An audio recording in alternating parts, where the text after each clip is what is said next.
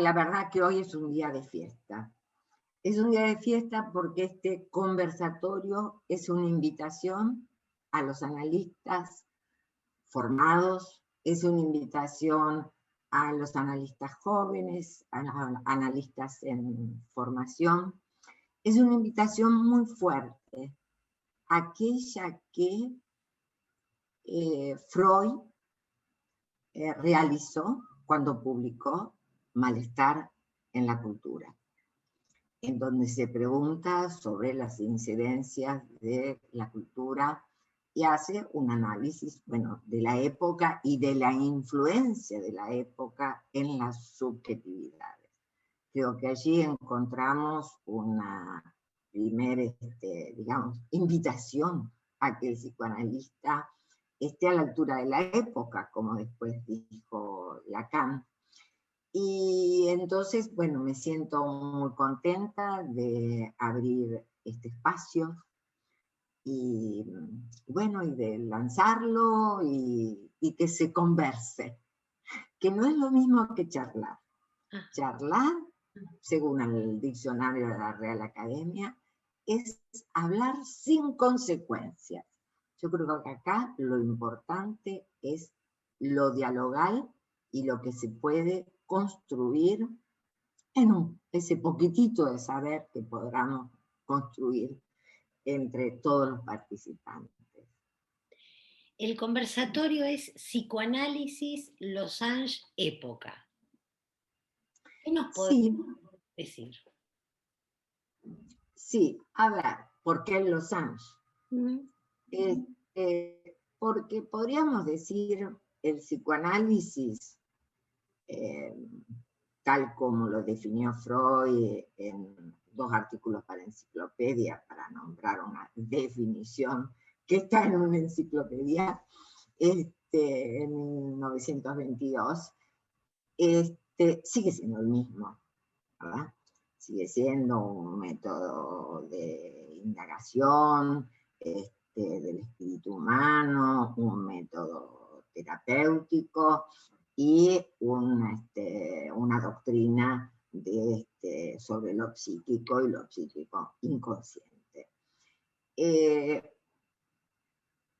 El Losange es porque, digamos, la época se ajusta y no se ajusta, como quien diría, a esos fundamentos del psicoanálisis. La época incide sobre los fundamentos del psicoanálisis. No me atrevería totalmente a decir incide fundamentalmente, pero en todo caso, el sujeto, digamos, de deseo freudiano, hoy hay que construirlo. Lo que surge como consecuencia del discurso capitalista, del discurso neoliberal de los últimos años, de los últimos 50 años fácil, o más también, es un sujeto de goce. Entonces, en ese sentido, el psicoanálisis tiene un trabajo distinto, un abordaje diferente, que nos tenemos que interrogar, ¿verdad? Y hay una sintomatología diferente, el estatuto, es decir, a ver, si Freud decía a su vez que amar y trabajar eran los objetivos de la cura, hoy nos interrogamos, amar y trabajar, ¿es lo mismo que allá en el inicio del siglo XX, cuando Freud lo dijo? ¿O el amor ha variado? El trabajo ha variado. Yo creo que sí. Digamos que la apuesta del conversatorio es recorrer a lo largo de todos los encuentros estos interrogantes. A lo largo de todos los encuentros vamos a ir recorriendo estos interrogantes que son los principales del conversatorio, dejando toda libertad a que cada participante, cada analista que ha aceptado la invitación y bueno, tendrá la donación con todos de darnos sus consideraciones. Yo le he dejado total libertad respecto del tema. Pero estos son los interrogantes. ¿Sí?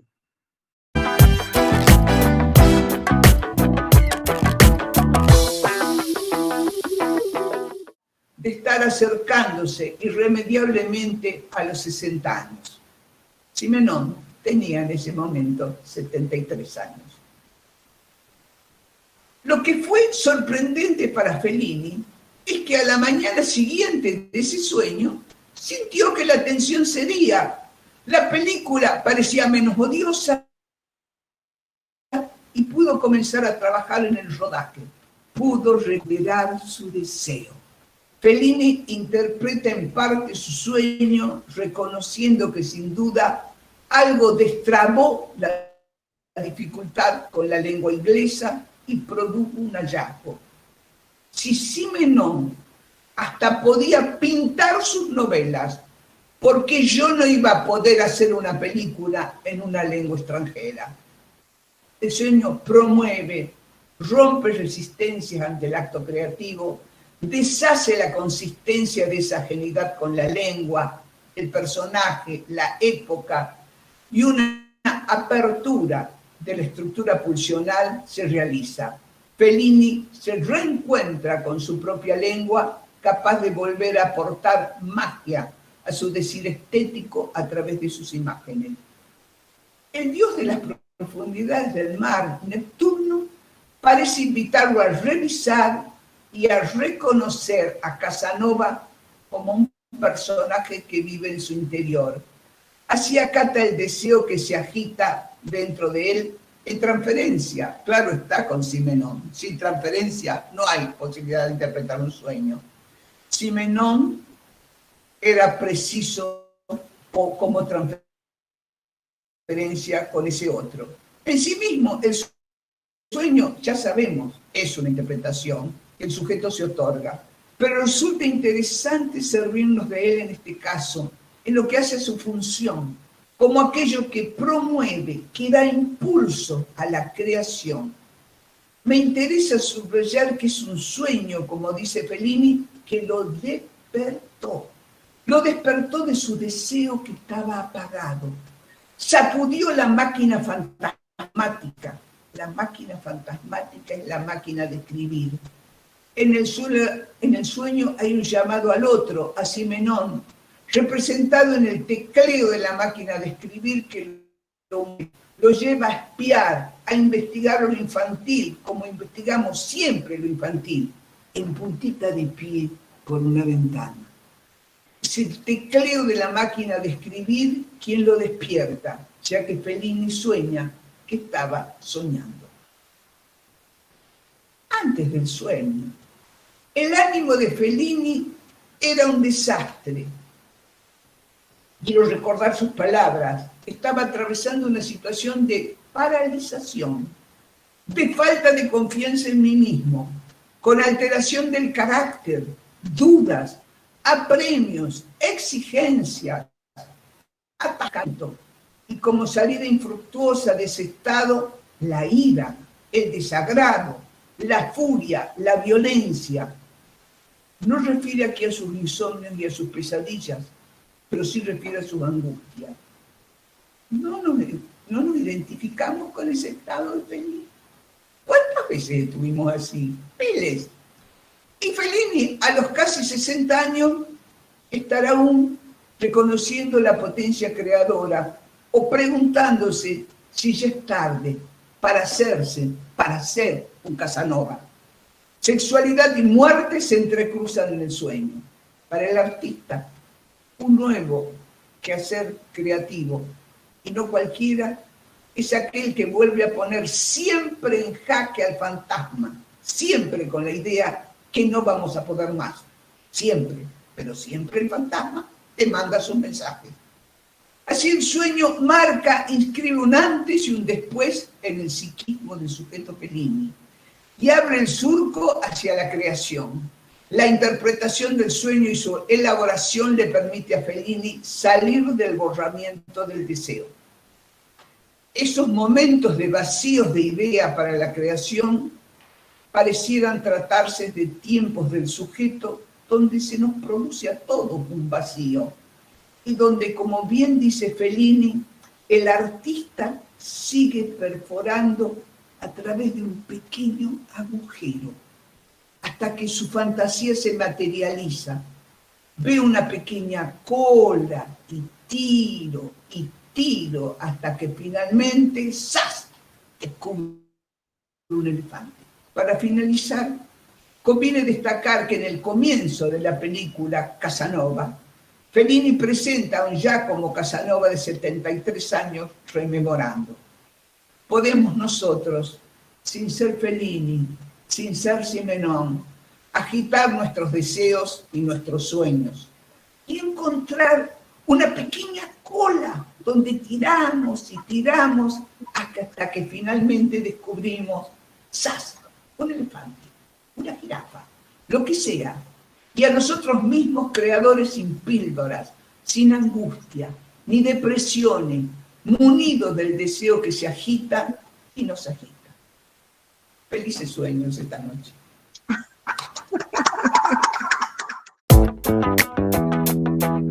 Las mismas preguntas, las viejas preguntas, que casi siempre arriban al mismo destino.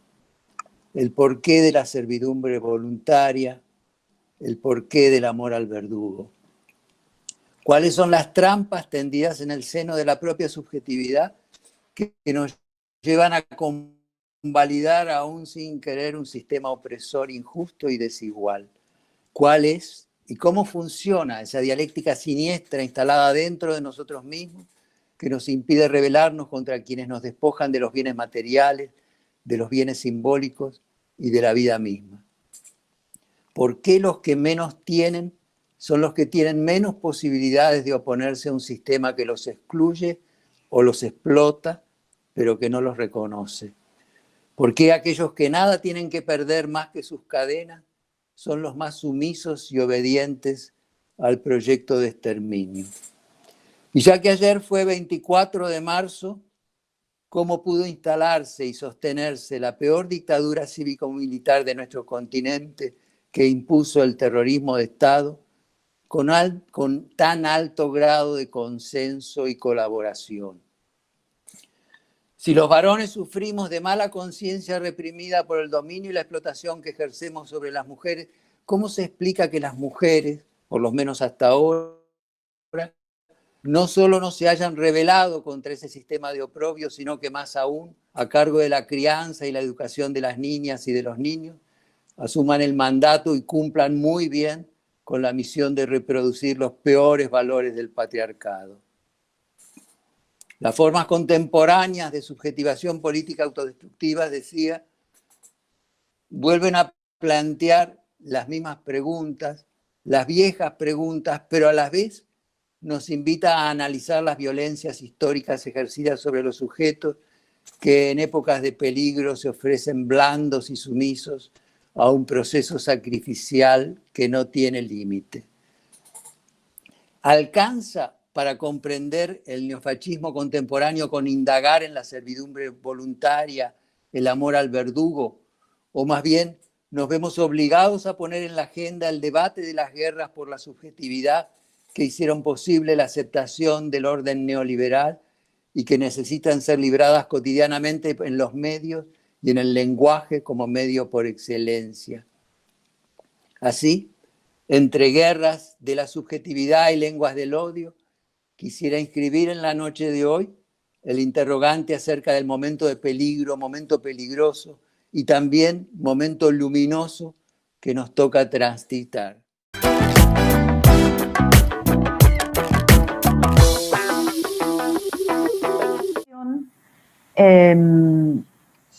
20 años después de la primera vez en la cual presenté la propuesta de la tesis de doctorado como proyecto, era el año 2000, ubicando estos tres significantes: infancia, derechos del niño y psicoanálisis. Así que digamos que 20 años después volvemos sobre el punto, obviamente con un camino recorrido. Si hay algo que en estos años y a partir del diálogo del psicoanálisis con otros discursos como la lingüística, la antropología, la sociología, la filosofía del derecho, me gusta mucho el trabajo de George Agamben, la infancia es un significante y cada vez que tratamos de definirla, menos logramos hacerlo, por suerte, y es un significante que está sujeto a variaciones de época, está sujeto a las significaciones que le otorga el discurso social, legislativo, y particularmente el singular biográfico. Digamos que cada vez que nos vayamos a referir a niñas o niños, vamos a estar poniendo en juego a ese significante infancia que nos va a remitir ¿a dónde? Aquello que de lo infantil todavía sigue operando, y bienvenido que así sea, en nosotros. Ahora bien, yo intenté aquí, jugando con el significante época, ¿no?, que le da marco a esta convocatoria, me encuentro con un texto que también fue trabajado hace unos años en un congreso en Montevideo. Es un texto de Agamben que se llama, un libro que se llama La desnudez, y dentro de ese libro hay un pequeño ensayo que se llama lo que habla de lo contemporáneo, y va a contraponer a la época la pregunta por lo contemporáneo. Así que me pareció como muy oportuno poner en movimiento el significante que nos convoca y este otro significante que también habla de algo que muchas veces parece que estamos hablando de lo mismo y sin embargo es algo distinto. Digamos que, sin embargo, hay una vida que sigue más allá de la pandemia, coexiste con la pandemia, convive con la pandemia, es producto y a su vez efecto, y entonces, si la infancia es un significante, tendremos que ubicar a la infancia en este devenir de lo contemporáneo. Psicoanálisis, pandemia y deseo del analista. Y vamos a empezar así. El texto dice: las plagas, en efecto, son una cosa común, pero es difícil creer en las plagas cuando las ve uno caer sobre su cabeza. Ha habido en el mundo tantas pestes como guerras, y sin embargo, pestes y guerras cogen a la gente siempre desprevenida. El doctor Ryu estaba desprevenido como lo estaban nuestros ciudadanos, y por esto hay que comprender sus dudas.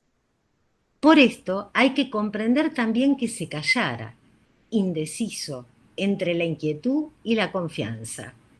Cuando estalla una guerra, la gente se dice: esto no puede durar, es demasiado estúpido. Y sin duda, una guerra es evidentemente demasiado estúpida, pero eso no impide que dure. La estupidez insiste siempre. El texto es de Albert Camus, 1947, La peste.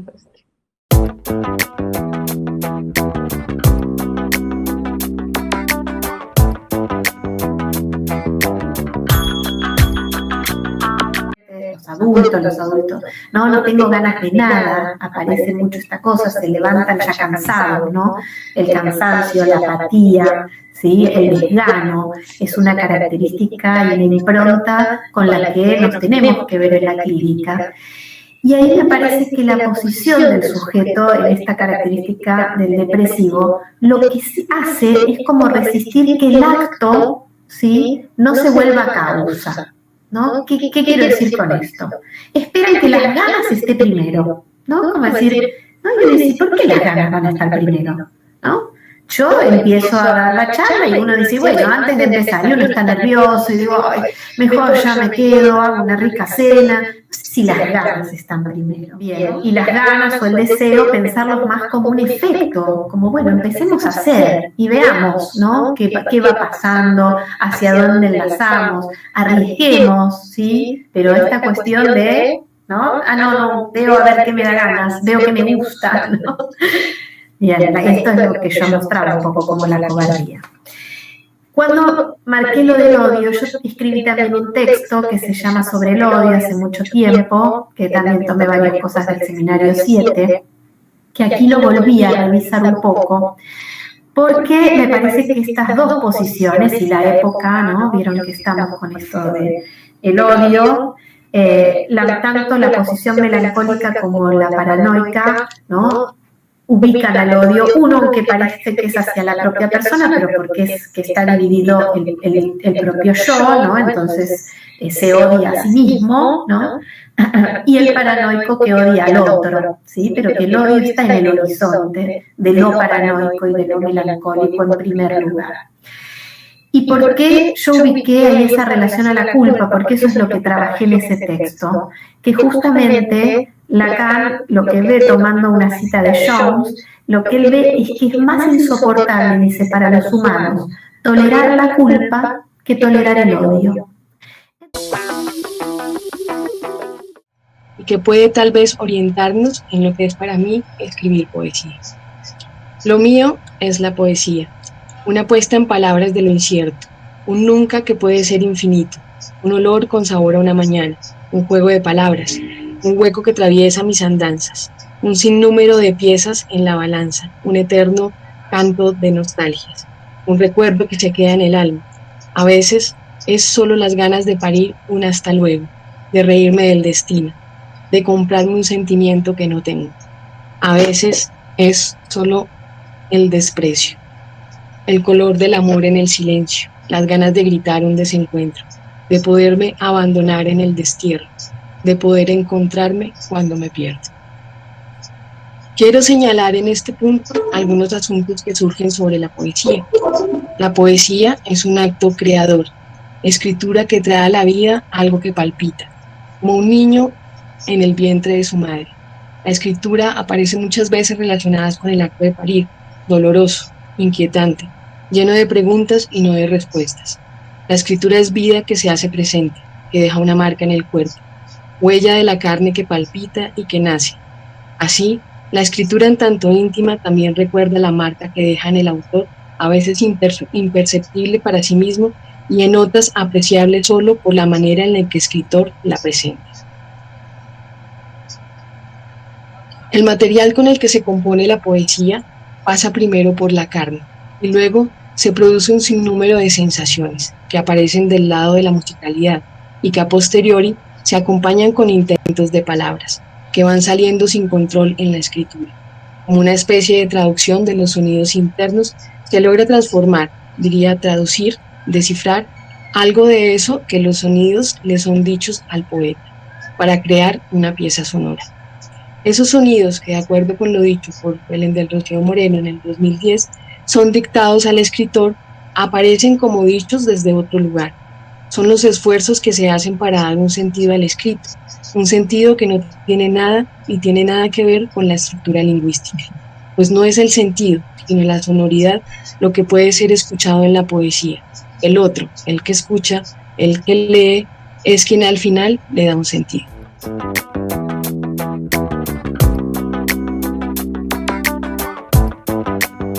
Encarnarse.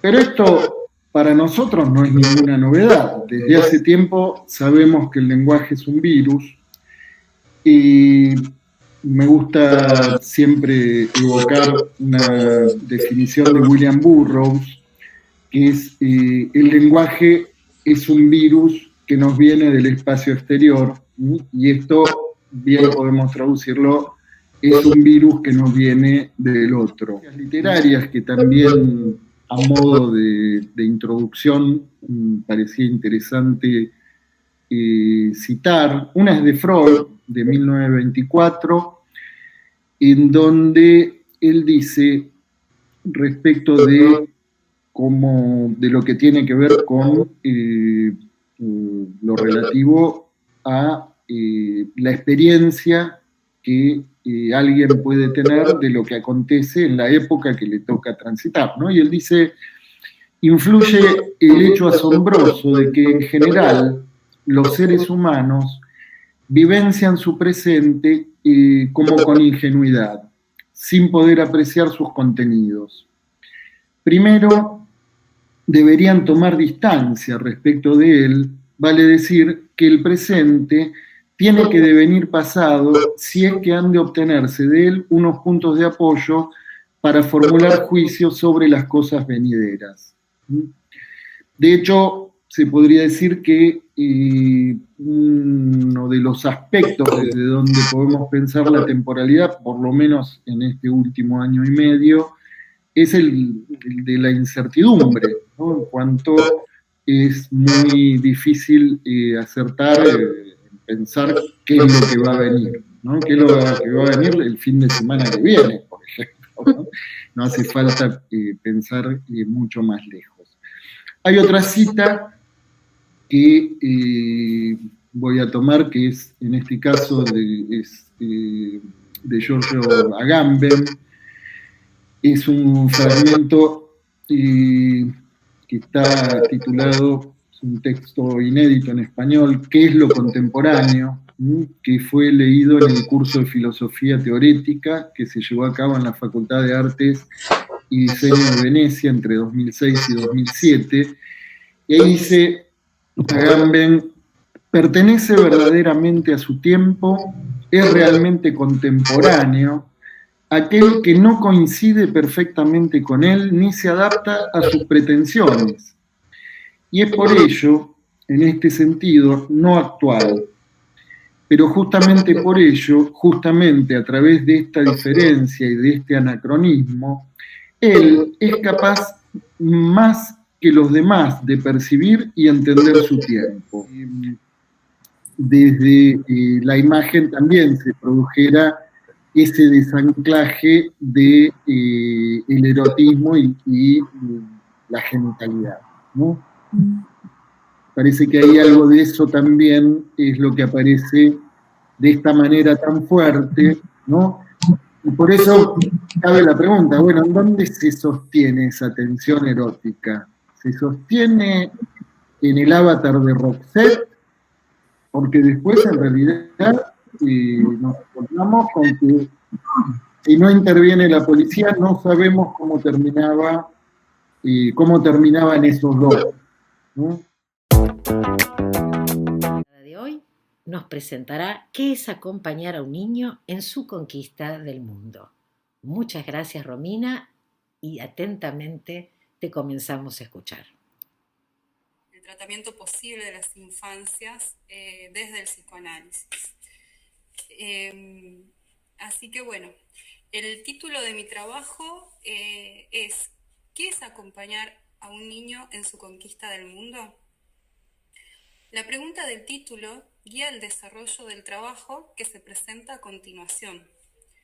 Para ello, me voy a apoyar en conceptos claves de autores contemporáneos que han revisado y realizan un trabajo indispensable en el campo de las infancias y dentro de las coordenadas que nos brinda el psicoanálisis. ¿Existe la infancia en singular y con mayúsculas? La doctora Mercedes Minichelli, psicoanalista, docente y directora de la carrera de especialización y maestría en infancias e instituciones, en su libro Infancia en estados de excepción, realiza un importante recorrido histórico por el concepto de infancia, revelando que según los tiempos históricos y los posicionamientos culturales, políticos, ideológicos y subjetivos, se enuncia, se predica, se opera de muchas formas diferentes con respecto a la infancia. En este apartado quise hacer como un pequeño recorrido de los conceptos referidos a la infancia desde el psicoanálisis, ¿no? Si bien hay otros discursos en juego también en este trabajo. ¿Qué dicen los psicoanalistas sobre la infancia?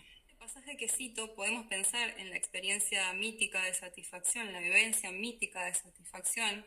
El caso que presenta, estamos hablando de un niño de 11 años. Se puede pensar que ese lugar de autoridad, de auxilio ajeno, frente al apremio pulsional para T, quedaba desdibujado en el mundo adulto, muy desfalleciente, con unas respuestas de los adultos en un cuerpo a cuerpo, sin palabras, sin ley que mediatizara ese desborde.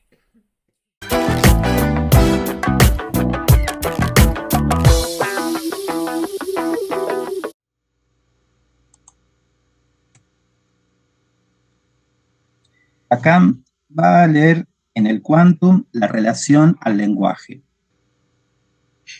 porque es la búsqueda de representar. Si no se tolera la ausencia de objeto, esto queda trastocado por una voluntad del poder. ¿Qué pasa cuando se ve amenazada la pérdida de los bienes privados? Surgen la avaricia, la ruindad, el egoísmo, posiciones subjetivas frente al goce que despierta el semejante. En este contexto es que deseaba introducir el tema de la ética vinculada a las condiciones en que ciertas subjetividades transitan este accionar programado.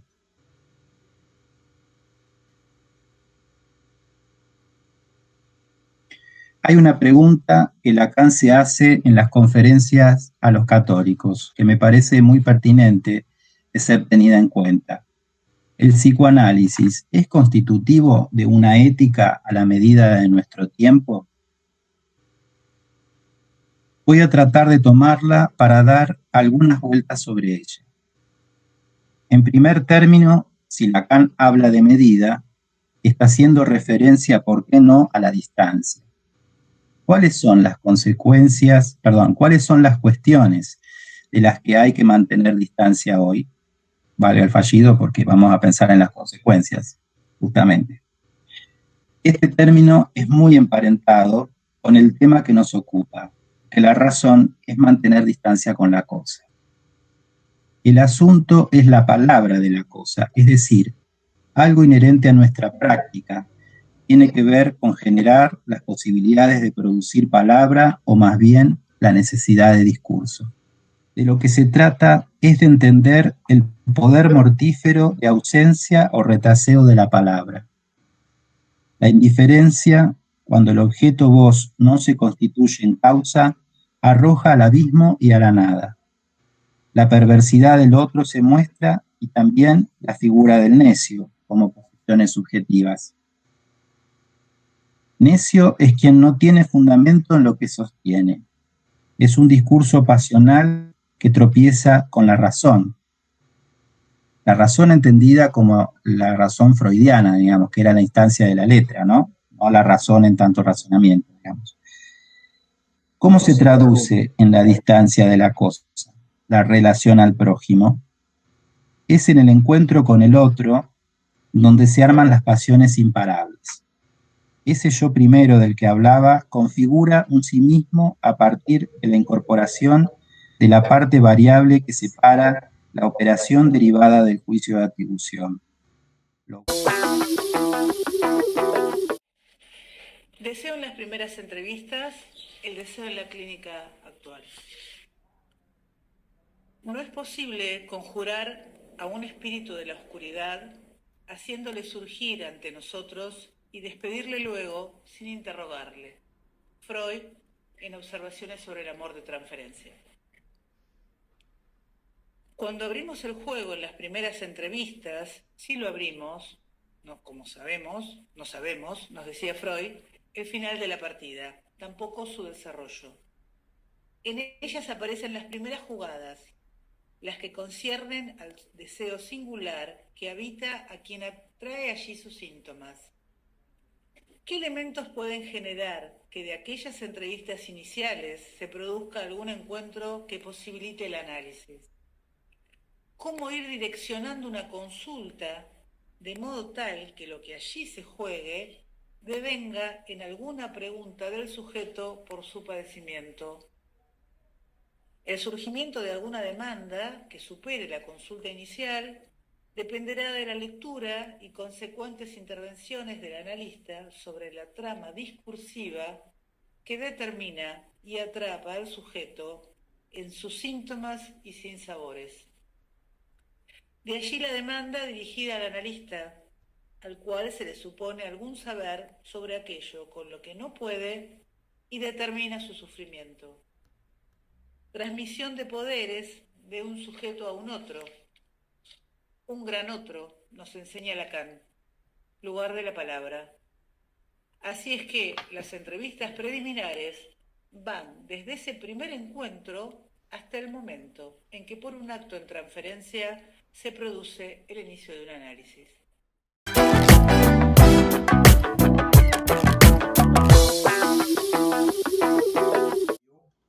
Después conversaremos sobre el psicoanálisis y lo social. Mi interés por este tema es un interés que creo que es desde hace muchos años. Siempre he pensado que el psicoanálisis es una cuestión social, no, más allá de lo clínico o incluso lo clínico en convergencia con lo social. Y lo vengo pensando hace muchos años porque pienso que Freud no elaboró solamente una clínica para lo individual. Freud elaboró una clínica para pensar un sujeto inmerso en lo social.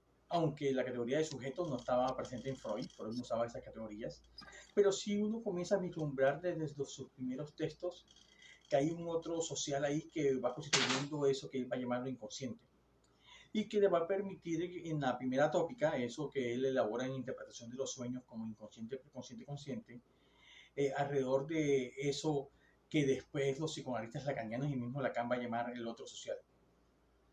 Pero uno puede rastrear eso en muchos textos de Freud, no solamente los principales que uno reconoce como los textos sociales, como se llaman así, de Freud, desde Totem y Tabú, atravesando Psicología de las Masas, Narciso y yo, pasando por una ilusión o Malestar en la cultura, y para terminar con Moisés y la religión monoteísta ya a final de su vida. También se encuentran otros textos, muchos textos cortos, pequeños, donde uno puede encontrar eso.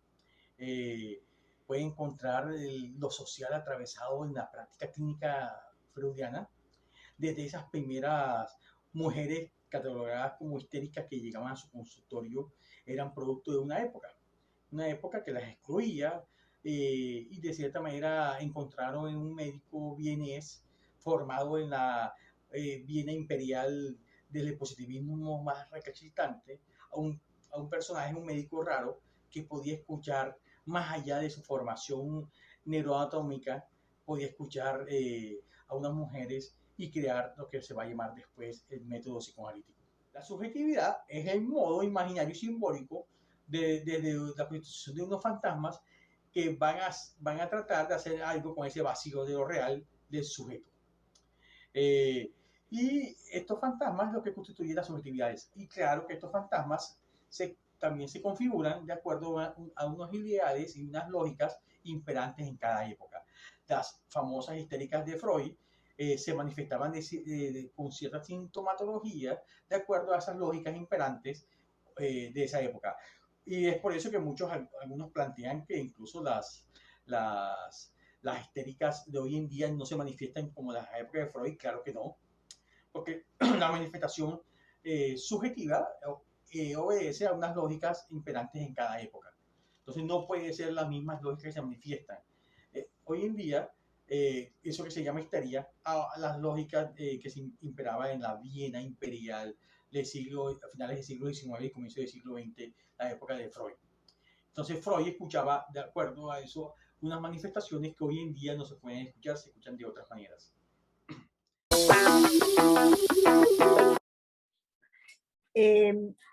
El título que elegí poner por ahora es La puta ama de casa, la con mayúscula. Bueno, la palabra es esa maldición redentora sin la cual no habría sujeto, ni deseo, ni mundo. Este texto pertenece a Brownstein en el libro de los goces. En general me ha llamado la atención esas palabras mágicas, diría Freud, en donde el sujeto queda atónito al escucharlas. En el psicoanálisis no se busca, se encuentra, al decir de Picasso y tomado por Lacan en el seminario 11. No me buscarías si no me hubieras encontrado ya. El encontrado ya está siempre detrás, pero marcado por algo que es del orden del olvido. ¿No se abre entonces aquí una investigación complaciente, indefinida? La aparición del sujeto es efímera, solemos decir, pero tendrá que haber un analista dispuesto a leer, dispuesto a escuchar ese hallazgo y encontrar allí al sujeto en ese momento efímero de su creación. Lacan dirá en el seminario 11, lo que se hace patente aún a cualquiera que en el análisis acomode su mirada un rato a lo que pertenece propiamente al orden del inconsciente, es que no es ser ni no ser, es no realizado. A ver, cuando ella empieza, inclusive esta última vez, cuando, digamos, yo insistí que fue esos momentos en donde uno puede, que vira el sujeto de donde está, ¿no? Que empieza a reírse, ella, me pareció significativo que ella se riera cuando se escucha decir al pedo y la diferencia de en pedo, ¿no? ¿Dónde lo tenía? Estaba ubicado el pedo ahí. Porque además es algo que ella no podía hacer, estar al pedo. No se podía sentar a mirar una película porque no podía. Y cuando ella se ríe, se puede escuchar y se ríe, a mí me parece que eso a ella se encuentra ahí, más allá de mi insistencia, se encuentra sola, digamos, ¿no? Se escucha decir eso, y sabe el lugar que eso tiene.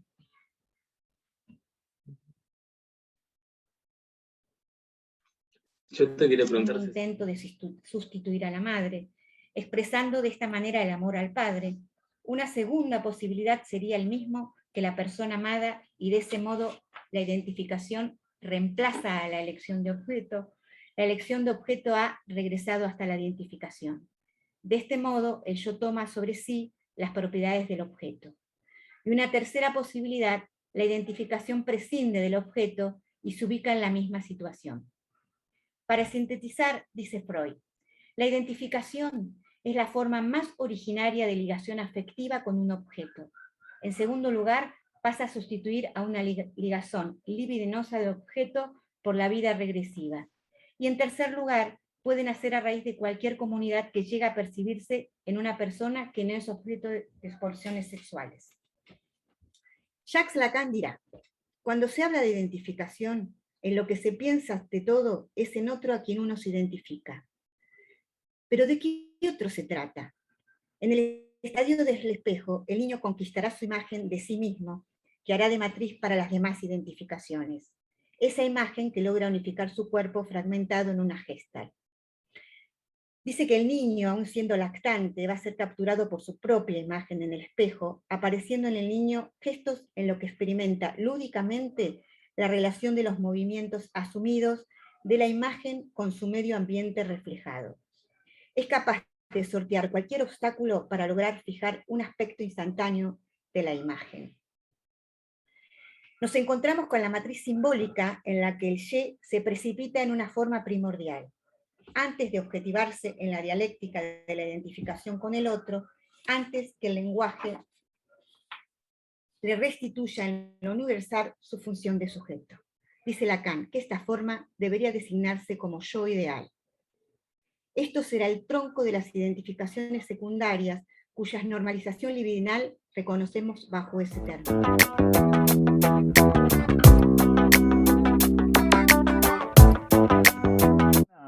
Una presentación para ustedes que tiene dos momentos. Por un lado, algunos resultados de una investigación que llevé a cabo hace unos años, escasos años, y por otro, algunas consideraciones psicoanalíticas a propósito del tema que hoy nos convoca y que voy a ilustrar con un caso en el que me tocó intervenir. Cada vez que presentamos los resultados de una investigación, ya sea que estos fueran parciales o definitivos, es una manera de devolverle a la comunidad a la que le tomamos los datos prestados de alguna manera para analizarlos, las recomendaciones que se desprenden de nuestro estudio de campo. Vamos a la siguiente, por favor. Bien.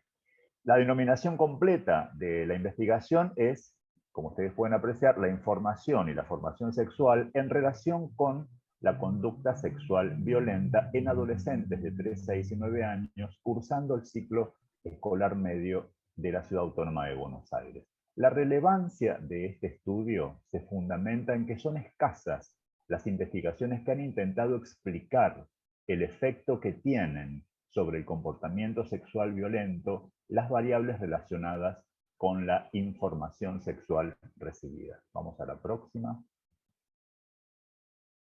Algunos interrogantes en torno a los cuales giró este estudio.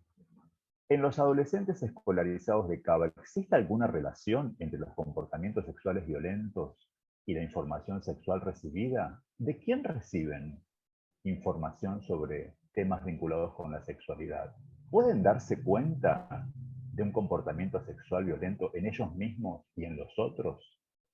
Vamos a la siguiente. Bien. La investigación se llevó a cabo con el objetivo de estudiar si la conducta sexual violenta, ya sea ejercida o padecida, se vinculaba de alguna manera con la información sexual recibida, ya sea por parte de progenitores, pares, educadores, etc. Y partimos de la siguiente hipótesis. En adolescentes de 13 a 19 años escolarizados de Cava, a menor información sexual recibida, mayor conducta sexual violenta. Que fue apareciendo ahí en la genealogía, se transmitió, digamos, como un target a la siguiente, bajo el sesgo de la compulsión a la repetición, perforando la capacidad representativa de la psique. Cual restos fósiles, ¿no? O sea, lo que parecía arcaico en la historia familiar de H fue retornando y repitiéndose en acto de manera traumática y en cada generación en forma de secretos. La dificultad que la familia H tuvo para encontrar una manera de nombrar los actos delictivos de H. ¿Cómo lo nombrarían, ¿no? Entonces fuimos instalando interrogantes. ¿Cuáles son las marcas con las que H se reinsertaría en el microsistema social, la familia, y en el macrosistema social, el barrio, el territorio? En relación con el acto sexual abusivo, ¿cómo se nombraría? ¿Cómo lo nombrarían sus familiares? ¿En qué apoyos y en qué redes podría sostenerse? ¿Cómo sería el contexto vincular que rodearía la cotidianeidad de H? La finalidad fundamental del trabajo psicoterapéutico con la familia fue instalar otras maneras de pensar y de pensarse para ampliar sus horizontes de significaciones subjetivas y desde allí promover que cada quien pueda ir interrogándose acerca de los lugares que fueron repitiéndose transgeneracionalmente. La noción de secreto en la adopción, algunas aristas del proceso de adopción le agregué ese subtítulo, porque creo que no solamente voy a hablar finalmente del secreto, sino de algunos componentes, aunque pues digamos muy todavía de lado, no a profundidad, pero sí toco algunos aspectos del proceso de adopción, como los he percibido pues acá en Colombia, en la Regional Valle. Para ofrecer un contexto etimológico del término secreto, he escogido algunos extractos del artículo de Arnaud Levy. Vamos a ver punto por punto algunos elementos. El primer punto, que es el secreto como saber. Todo secreto es un saber y nada más que un saber, dice Levy, pero ocupa un lugar especial en el cuerpo de conocimientos de la persona. El segundo punto, ocultación del saber, dice lo siguiente, ¿no? Y es que el secreto es un saber separado del resto del saber, que resulta de una operación de clasificación ya mencionada en la etimología cerno-exerno. La técnica del rechazo opera en 3 niveles. Primero, la no comunicación, es decir, en el habla es lo no dicho y en lo visual es no mostrar. Me pareció interesante de traer dentro de todo esto que tiene que ver con el secreto en general. Los secretos, cuando se instalan, otorgan un poder, esto lo dice Rossolato, otorgan un poder de quien lo genera sobre otro. a quién va dirigido ese desconocimiento. También son un medio de satisfacción, un instrumento de placer. El placer de poseer un secreto, el placer de refutarlo, el placer de negarse a satisfacer la curiosidad del otro. Pero, de forma paradójica, el secreto es también una fuente de disgusto, de pesadumbre, de dolor al guardarse. Levi, un freudiano, nos posibilita pensar aquí en el goce, la posibilidad de que al ser descubierto algo se satisfaga y con ciertos efectos se pueda seguir sufriendo. Se agrega el elemento del equívoco, había olvidado, se agrega el elemento del equívoco que puede provocar la expresión hablar de adopción, ya que parece que surge la fantasía que supone que es un espacio y tiempo específico y único, en el que se le comunica explícitamente al niño, hijo, hija, eres adoptado. Si no se trata de esto, ¿qué significa entonces hablar de adopción con los hijos? ¿Habrá otra expresión mejor? Considero que hacerlo implica disposición e inclusión del tema en la vida cotidiana de la familia, desde lo que posibilita el lenguaje y sus formas. Hace poco, en una conferencia legal, una familia adoptiva que piensa volver a adoptar manifestó cómo el decirlo de forma sencilla, desde la tranquilidad, les había hecho posible el sentirse libres a todos. De igual modo, Ana Isabel Moreno, psicóloga colombiana del Grupo Alfaga que está con México y madre adoptiva, recordaba cómo a su hija de 6 meses, mientras estaba en sus brazos, ella le hablaba de su historia, de cómo la llamaban antes y el porqué del cambio de nombre, entre otras cuestiones. A los solicitantes del proceso de adopción, el equipo psicosocial les invita a revisar primero sus temores, creencias, mitos, se les escucha y devuelven algunas preguntas o casos relacionados para saber de dónde vienen esas inquietudes o afirmaciones.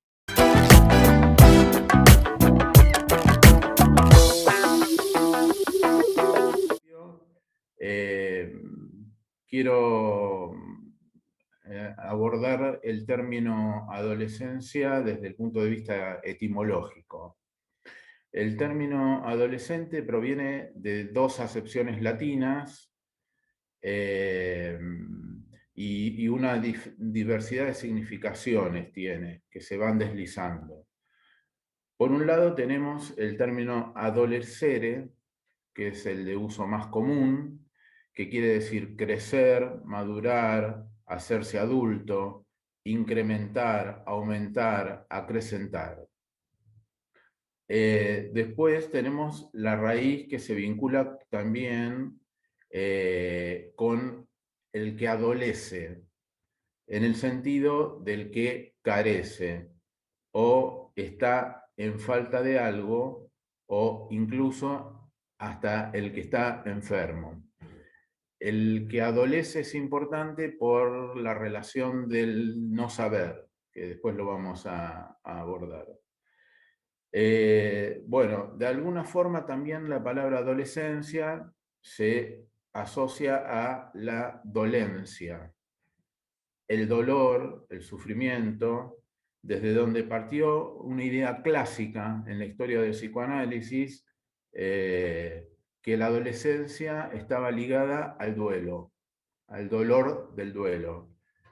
Por ejemplo, la idea de que hay un duelo de la infancia, un duelo por el cuerpo de la infancia, el duelo por los objetos de la infancia, y se la nombraba como el tiempo de una crisis en ese sentido, ¿no? En un pasaje doloroso de la infancia al crecimiento.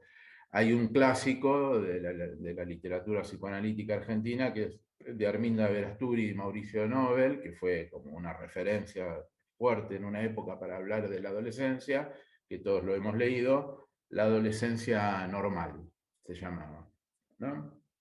Bueno, hay otra acepción menos conocida, tal vez menos referida, que es la palabra adolere. La ubiqué en un libro de reciente publicación que se llama Adolesceres, de Guillermo López, la orientación a lo real en la clínica psicoanalítica con adolescentes. Es un libro relativamente nuevo, que es una tesis doctoral. Me gustó mucho, y es una clínica orientada en relación a Lacan y la orientación a lo real en la clínica, ¿no? Bueno, Guillermo López trae una referencia a la acepción esta que les decía, que es la palabra adolere, en la que se resalta el significado adolere como quemar o arder en sacrificio. Es una palabra, adolere, latina, que está en relación a lo religioso como una especie de sacrificio en la hoguera, pero también al asociarla al adolesceres, es como significa el inicio del ardor, lo que empieza a quemar, ¿no? Y aquí nos vamos arrimando al concepto que me interesa en relación a lo puberal. Este es el término que, en mi opinión, se ajusta más a lo que a mí me interesa señalar en relación al psicoanálisis y en la cuestión clínica de la pubertad, con relación a la irrupción puberal. Podríamos decir que los púberes son sorprendidos por la llama de un real, un plus que los quema y que clama por una respuesta. Llevando en su cuerpo este fuego que irrumpe, es una irrupción, y por lo general, sin saber qué hacer con ese flamear, van produciendo hogueras, incendios, por ahí, por allá, que queman y que los queman. De ahí todos los revuelos que se empiezan a armar en torno a los púberes, ¿no? Se trataría en la pubertad de un despertar del encuentro con un nuevo goce, el encuentro con un nuevo goce del cuerpo, que tendría para cada sujeto el valor del encuentro con un real, que en cierta instancia nos remite a decir que es cierto encuentro con aquello que es imposible de simbolizar y de imaginarizar en el propio cuerpo, en el momento de la irrupción pulsional, ¿no? Es en el texto, que seguramente casi todos conocen, pero si no me detengo ahí.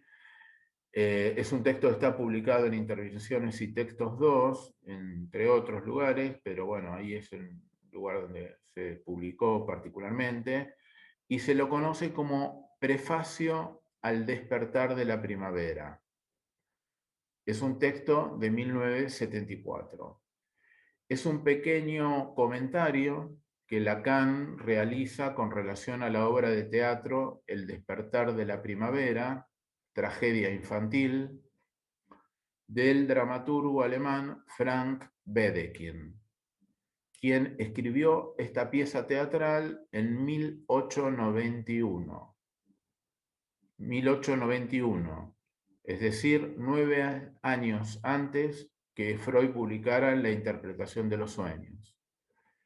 La originalidad de la obra teatral de Frank Wedekind radica en que, por su época, fue el primer dramaturgo que retrataría abiertamente las preguntas, preocupaciones y conflictos de un grupo de jóvenes que se llamaban Maurice, Bedla, Melchor, Ilse, Marta, ¿no? Y retrata todas sus preguntas, sus dudas, sus necesidades respecto, sus fantasías, sus sueños respecto de las cuestiones sexuales. La novedad de la puesta en escena de la obra es que instala por primera vez en la escena teatral la figura de un grupo de jóvenes, ¿no?, representando cómo hablaban en forma explícita acerca de sus sentimientos adolescentes, ¿no? Y acerca de temas vedados para esa época. Piensen que estábamos en la época victoriana, donde la moral victoriana prohibía el hablar explícito de la sexualidad. Y Frank Wedekind hace hablar a este grupo de jóvenes acerca de la masturbación, acerca de la homosexualidad, acerca del aborto, el suicidio, la curiosidad sexual, los encuentros sexuales, el no saber respecto del encuentro con lo sexual, las preguntas dirigidas a los padres, a los maestros, ¿no? Una obra magnífica, si tienen posibilidad de verla en algún lugar, ahí está buena. Y hay un personaje enigmático, ¿no? Que al final, que es nombrado como el hombre enmascarado, al que Lacan le otorga una particular importancia, porque lo ubica en alusión a los nombres del padre. Bueno, Lacan escribe este texto, ¿no? Que es el prefacio al despertar de la primavera, ahí por 1974, como les dije, para ser incluido en el programa de presentación de la obra de Wedekind, estrenada en París, en un momento en 1974, ¿no? Bueno, imaginen, ustedes no sé si leyeron el texto, es un texto abigarrado, un poco complejo, de un estilo críptico, como suele ser el estilo de Lacan. Son apenas 2 páginas, ¿no?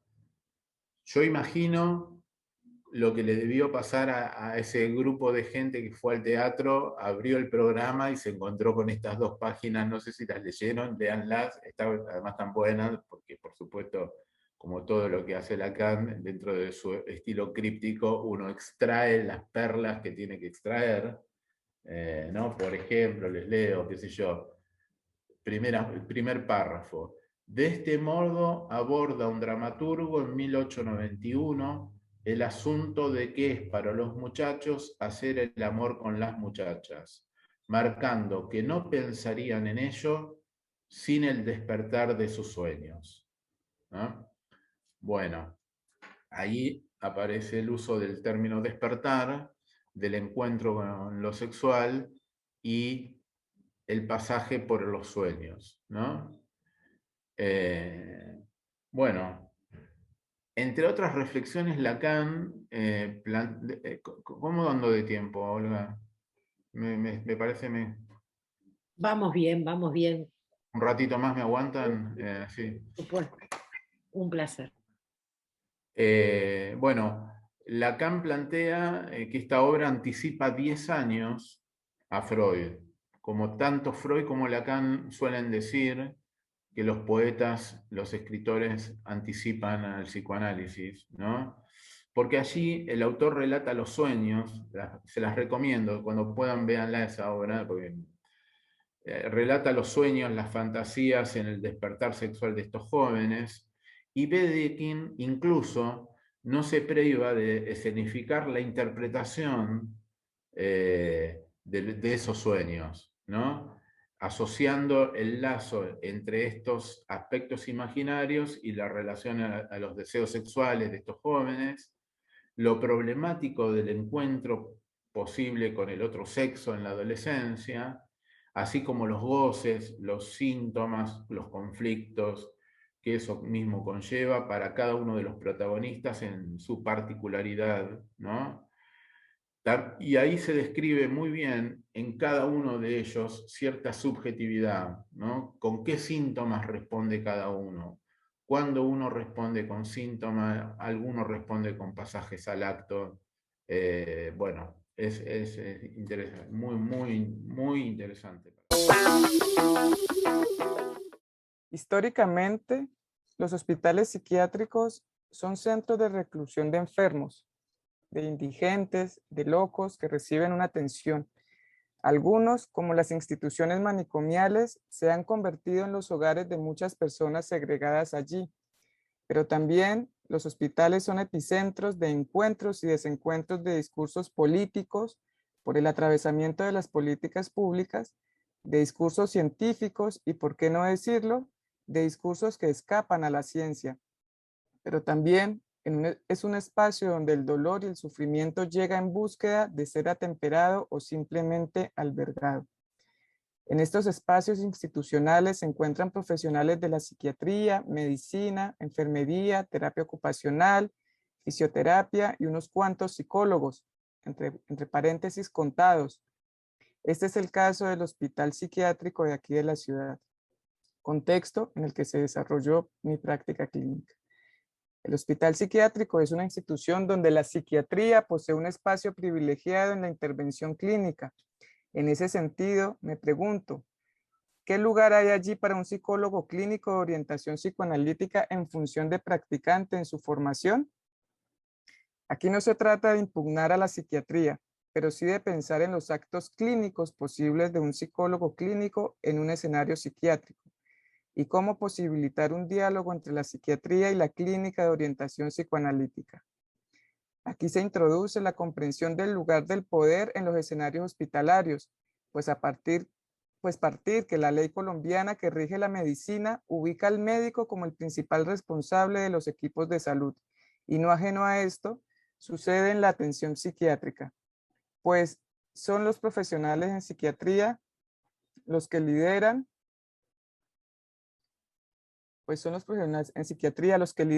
en las urgencias, en las salas de hospitalización, en los programas de hospital día y demás actividades de recuperación.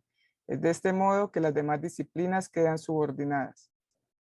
En el hospital, el clínico se ve abocado a la escucha de diferentes demandas, las institucionales, las de los profesionales y la de los enfermos. Pero entonces, ¿a qué demanda responder? Especialmente cuando ante una demanda quien responde puede ser el psiquiatra, el médico, el enfermero, el psicólogo. Lacan, en su intervención en la mesa redonda sobre psicoanálisis y medicina, realizada en el Colegio de Medicina el 16 de febrero de 1966, señala lo común entre el médico y el psicoanalista ante una demanda. Por un lado, menciona que el campo donde se ejerce la función médica es el de la significación de la demanda. Dice Lacan, ¿dónde está el límite en que el médico deba actuar y a qué debe responder? A algo que se llama demanda. Es en el registro del modo de respuesta a la demanda del enfermo donde está la posibilidad de supervivencia de la posición propiamente médica. Más adelante, Lacan refiere que la posición que puede ocupar el psicoanalista es la única desde donde el médico puede mantener la originalidad de siempre de su posición, es decir, la de aquel que tiene que responder a una demanda de saber. Entonces, hay que responder a la demanda del enfermo, y en ese sentido, ¿cuál sería la posición del psicólogo clínico orientado psicoanalíticamente? Desde la orientación lacaniana sería la de inconsistir la lógica del todo y la excepción propia de la época actual. Así como los hospitales miden el pulso de la época, el psicoanálisis permanentemente se encuentra dirigido hacia el horizonte de la época, pues es en la actualidad de la cultura donde se constituyen las subjetividades, y algunas de estas llegan a un hospital donde la terapéutica y la consideración objetiva de las particularidades se encuentran a la luz de manuales diagnósticos, bien sea por la exigencia del sistema de salud o de la inconsistencia de la ciencia. Estas son tensiones emergentes en la práctica actual. Lacan, en 1971, menciona que un psicoanálisis es posible por la relación de un sujeto con otro sujeto, propiciando una relación dialéctica en la experiencia y la presencia del analista. Así esta sea como en nuestra época a través de una llamada telefónica. Introduce y aporta una dimensión de diálogo.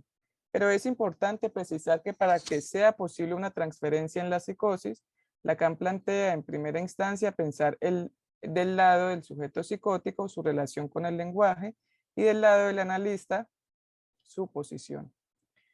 En el seminario 3, Lacan plantea la posición del analista es hacer de secretario del alienado, pero no desde un lugar pasivo, sino que su actividad procede en escribir, de ser testigo del relato al pie de la letra. Esto es posible siempre y cuando solamente se escucha el sujeto. Se tome en serio su palabra y rastree la relación del sujeto con el lenguaje. La función de secretario es uno de los modos de dirigirse en el cual se desarrolla la transferencia, tomando la dirección de dirigirse al analista en tanto guardián de secreto que viene a ocupar el lugar de significante cualquiera en la transferencia. Estas son palabras de la profesora Amelia. El objetivo institucional de estas llamadas era realizar un seguimiento poshospitalario, el que anteriormente era efectuado por el personal de enfermería, por lo que el acento estaba puesto en la identificación de signos de alarma sobre la reincidencia de la enfermedad, así como saber si el paciente estaba siguiendo el tratamiento farmacológico. Asimismo, para efectuar estas llamadas, el hospital nos había brindado una encuesta protocolar que teníamos que realizar. Sin embargo, consistió en asumir el lugar de secretario, tal como lo enseñó Lacan en el seminario 3, un secretario que se autoriza a hacer y a hacer interlocución, tomando al pie de la letra el relato de sesión tras sesión de la paciente, no ampliando sentidos ni interpretando su decir.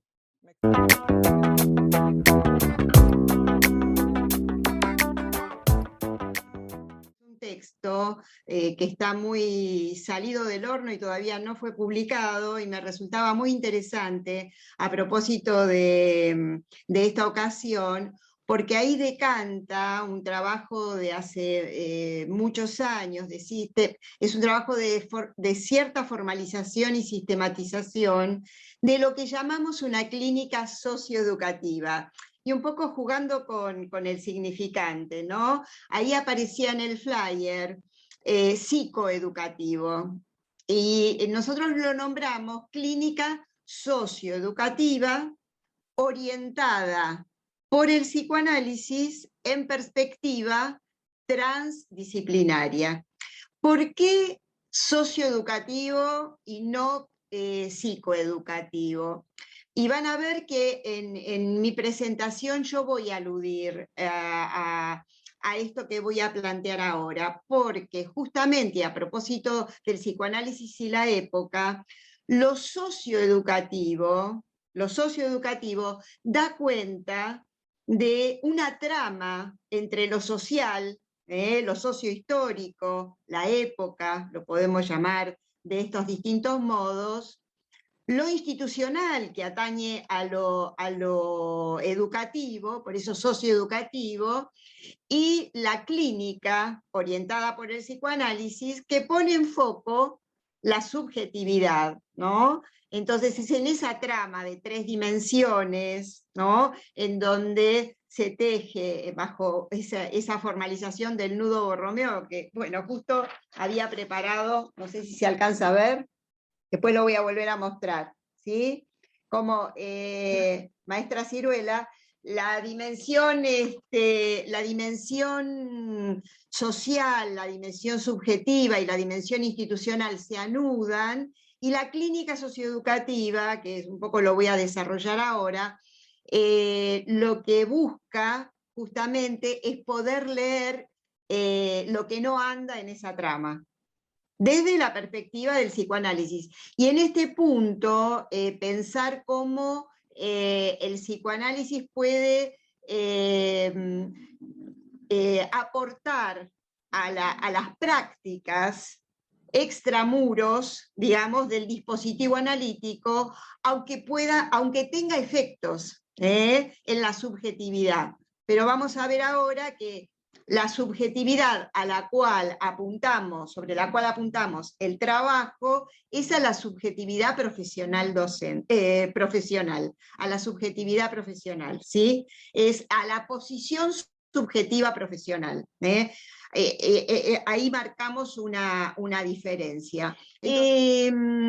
Comienzo planteando que, como decía recién, la clínica socioeducativa orientada por el psicoanálisis en perspectiva transdisciplinaria es un sintagma, y haciendo historia, se configuró para nosotros como equipo, desde la Flaxo, en el año 2007, con la apertura de un espacio de formación en el área de educación de una institución académica cuya especificidad son las ciencias sociales, porque Flaxo es Facultad Latinoamericana de Ciencias Sociales. Fíjense que acá ya se va tejiendo, es una propuesta de formación orientada por el psicoanálisis, pero en el área de educación y en una institución de ciencias sociales. Entonces ahí ya están los tres pilares, las tres dimensiones tensionándose desde el inicio, ¿no? Desde este enmarcamiento. Entonces, una primera aproximación a por qué y para qué el psicoanálisis en ese contexto institucional e histórico, 2007, ¿sí? Tiene relación con el aporte freudiano que ubica el aspecto estructural e ineliminable del malestar en la cultura, 1930, el malestar en la cultura, ese texto en el que Freud nos advierte sobre la insistencia de lo real, leído así con la categoría aportada por Lacan, ¿sí? Al mismo tiempo, sitúa la necesidad, Freud, de actualizarlo al calor de los procesos históricos, sus contingencias, en espacios sociales particulares. Y es ahí donde nosotros recogemos ese guante, y que un poco Amelia en la presentación hacía referencia a estar a la altura o estar, digamos, en el movimiento de la espira de la época, ¿no? Como lo plantea Lacan, de ese movimiento de la época, sin perdernos en la época, pero sí sin dejar de leerlo. Por eso nuestro programa de trabajo con la clínica socioeducativa lo que busca es actualizar el malestar al calor de la época. Por ejemplo, desde 2020-2021 estamos transitando con una investigación sobre la pregunta acerca de los lazos virtualizados.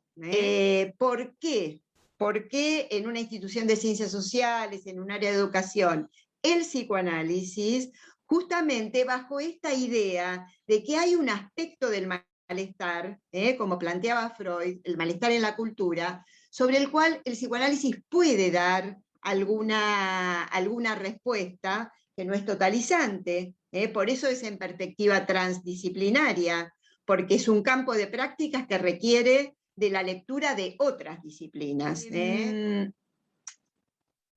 Trabajamos de este modo al ubicar lo imposible en juego, lo real que insiste en el malestar, porque esas tres fuentes que menciono rápidamente, lo imposible de eliminar el malestar respecto del deterioro del cuerpo, la muerte, respecto de la relación con los otros, las relaciones sociales, lo imposible de eliminar del malestar en relación a las fuerzas de la naturaleza, esas tres grandes fuentes del malestar a las que aludió Freud, esos puntos de imposibilidad y que Lacan nombró, no hay relación, no hay armonía en la sexualidad y tampoco en lo social. Las operatorias de la clínica socioeducativa, esa cuarta cuerda, ¿sí?, trabaja sobre la posición subjetiva profesional. ¿Qué supone, para decirlo muy a grandes rasgos, la posición subjetiva profesional? Y ahí de nuevo, la diferencia con el dispositivo analítico. Supone, por un lado, al menos tres grandes cuestiones. Una posición determinada en el discurso, tal como lo concibe Lacan, ¿no?, en el reverso del psicoanálisis, porque es un modo de ubicarse en un lazo social. Recordemos que el discurso es un modo de ubicarse en el lazo social, que es un lazo de lenguaje, es como el lenguaje se pone en forma bajo determinado discurso. Discurso del amo, o discurso universitario, o discurso histérico, o discurso analista. Se pone en forma allí una modalidad particular de regular los goces en los vínculos. Eso es muy importante, porque justamente el modo en que respondemos sintomáticamente, leyendo en qué discurso estamos ubicados, y sabiendo que todos los discursos son necesarios, pero insuficientes, tienen su límite y necesitan de ese giro. El discurso analista es justamente el discurso de giro, ¿no?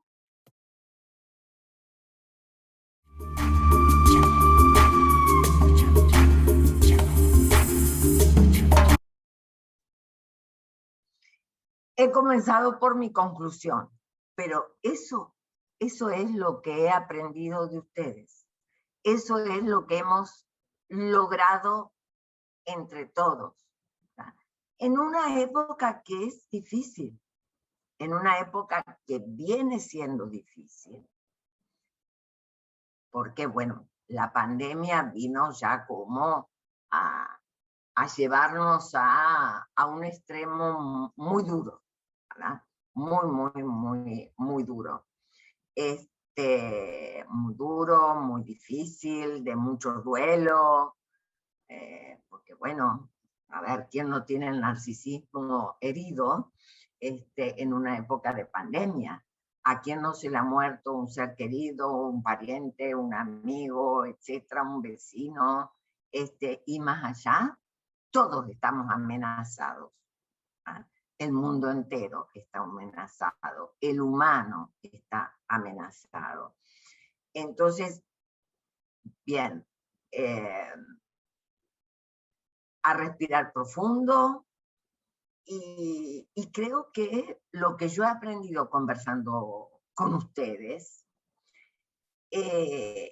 primero aprendí de la respuesta entusiasta de mis colegas, de la respuesta entusiasta de los asistentes al seminario del año anterior, el psicoanálisis frente a la época, el semillero que habíamos armado, que fue tan lindo, y entonces dije, bueno, un colega de mi edad que ve desde nuestra edad, y nuestra edad tiene pros y contras, igual que la del joven. Nuestra edad nos hace ver algunas cosas desde cierta perspectiva, pero otras cuestiones las ve el joven.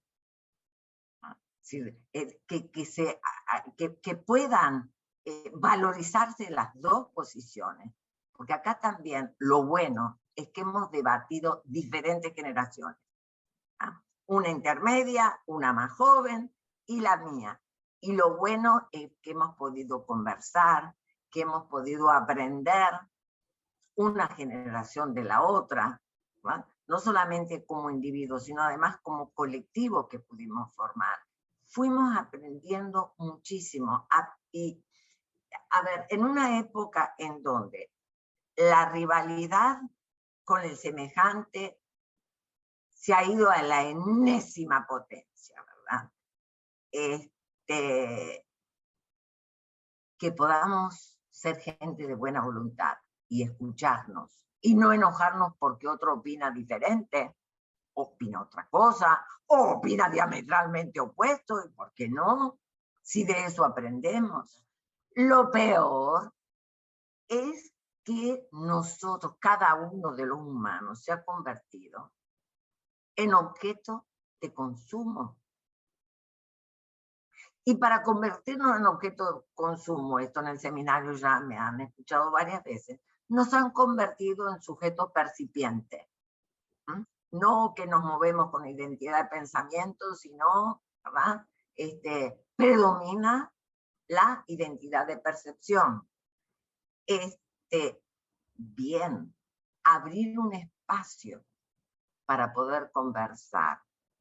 Y a mí me invita a responsabilizarnos de lo que sabemos hacer. Y si lo que sabemos hacer es lo que yo resumo como, qué bueno, ¿qué hemos hecho durante todo el seminario? Le hemos metido en Los Ángeles a la época. En una época en donde, a ver, se habla de los invisibles. Todos somos invisibles. Antes se hablaba de los desperdicios, años 90, ¿no? Los desperdicios, los invisibles, como, no sé, si se tratara de un problema económico, un problema social, no. Todos somos invisibles, porque nos hemos convertido en aquel que muy posiblemente no sea mirado por el otro, nada más para ver si te robo, te quito, te mato. Para los celos y la envidia, como quien Klein, ¿no? Hablaba de esos temas y creo que hay que darle una vueltita. Es decir, estamos sufriendo una época de degradación subjetiva, consecuencia del mercantilismo, consecuencia de que, digamos, no somos sujetos, somos ¿no? Consumidores, consumidos. Somos tragados por el goce, si quieren podemos hablar, sí, ya ustedes saben que yo sostengo lo de sujeto de goce, pero de un sujeto de goce que tenemos que saber está entrampado en una ecuación que, a ver, yo la he modificado un poquito, pero que se la tomo a Severiano, que es una tesis que leí de la Universidad Complutense, en donde ella habla de la época de la doble fetichización. Es una tesis sobre publicidad, es interesante, sobre marketing, pero bueno, lo interesante es que ella me ha llevado a pensar en una ecuación. Cosa, producto, mercancía, marca, logo. De la época de la cosa, del intercambio, como se acostumbraba en la antigua Grecia y en algunos lugares se seguía acostumbrando hasta no hace mucho, que un día a la semana se va a algún lugar, se lleva lo que sobra y se intercambia, etcétera, etcétera. No, algo muy bonito, ¿verdad? Bueno, ya no se intercambia cosas. Cada vez los humanos nos alejamos, porque en ese intercambio yo tengo algo que sé de quién era, y hasta por ahí si me junto en la plaza y intercambio con él en la plaza, me cuenta la historia, mire, esta tapa era de una sopera, que era de mi abuela, que esto, que lo otro. O sea, aparece esa dimensión de la palabra, esa dimensión de la historia, que nos otorga un lugar. Bien, justamente lo que hay que ir viendo es cómo esa cosa que podríamos decir artesanal, no porque todos somos artesanos ahí cuando le queremos dar algo al otro, queremos intercambiar y demás. Esa cosa se convierte en producto. Ahí entonces, ¿no? El producto, ya entró la industria, se convierte en mercancía, viene la fetichización de la mercancía, y como ese Severiano parece que eso no alcanzó. Viene la fetichización de la marca y la fetichización del logo. Bien, el asunto es que el que se quedó híbrido es el sujeto. Está hibridado.